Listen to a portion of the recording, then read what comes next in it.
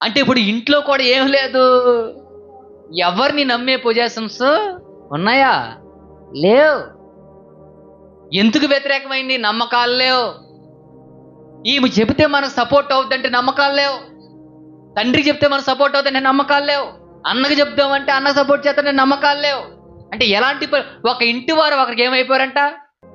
విరోధులైపోయారు. ఎందుకు అయిపోయారు? నమ్మకాలు నమ్మే జీవితాలు ఏ మనుషులో లేవు కాబట్టే దేవుడే మాట్లాడాడు తెలుసా, మనుషుల్ని నమ్మొద్దు అన్నారు. చూడండి, నమ్మొద్దు, నమ్మొద్దు, నమ్మొద్దు.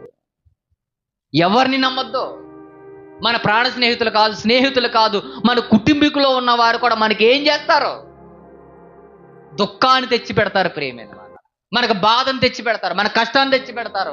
మనల్ని నమ్మిన వాళ్ళే మన గొంతు కోసే రీతిలోకి మారిపోతారంటే అవును, మన గొంతు కోసే రీతిలోకి మారిపోతారు. సుమారుగా ఇప్పుడు జరిగిన ఈ సంవత్సర సర్వేలో 700 సుమారుగా 870 మంది భార్యలు భర్తలను చంపేశారు.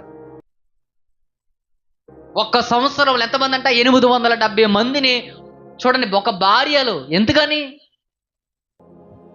ఎవడి మీదో నమ్మకం ఉంటే ఏమవుతుంది అంటే, ఈరోజు ఎవరిని నమ్మడానికి వీల్లేదు? భార్య భర్తను నమ్మడానికి వీల్లేదు, భర్త భార్యని నమ్మడానికి వీలేని పొజిషన్లో ఎందుకుందో తెలుసా? దేవుడు లేడు, దేవుని మీద నమ్మకాలు లేవు, దేవుని మీద పరిపూర్ణమైన విశ్వాసాలు లేవు. దేవుని మీద నిజమైన నమ్మకాలు మనకు కలుగుంటే, నిజమైన జీవితాలు దేవుని దగ్గర ఉంటే మన కుటుంబం ఒకలా ఉంటుంది. ఎలా ఉంటుందో తెలుసా? నేనును నా ఇంటి వారును యెహోవాని సేవిద్దాం. ఒక నమ్మకాలు ఉంటాయి, ఒక నమ్మకాలు కలిగిన జీవితాలు ఉంటాయి. భర్త ఎక్కడికి వెళ్ళినా, భార్య ఎక్కడికి వెళ్ళినా, కుటుంబం ఎక్కడికి వెళ్ళినా ఒక నమ్మకాలు ఉంటాయి. ఎందుకు నమ్మకాలు ఉండవో తెలుసా? మనం దేవునిలో లేకపోతే ఎవరిని నమ్మడానికి వీల్లేదు.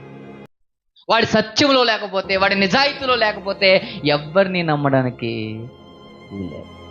అందుకే దేవుడు ఒకే ఒక్క మాటలో చెప్పాడంటే తెలుసా, నువ్వు మనుషుల్ని నమ్మొద్దు.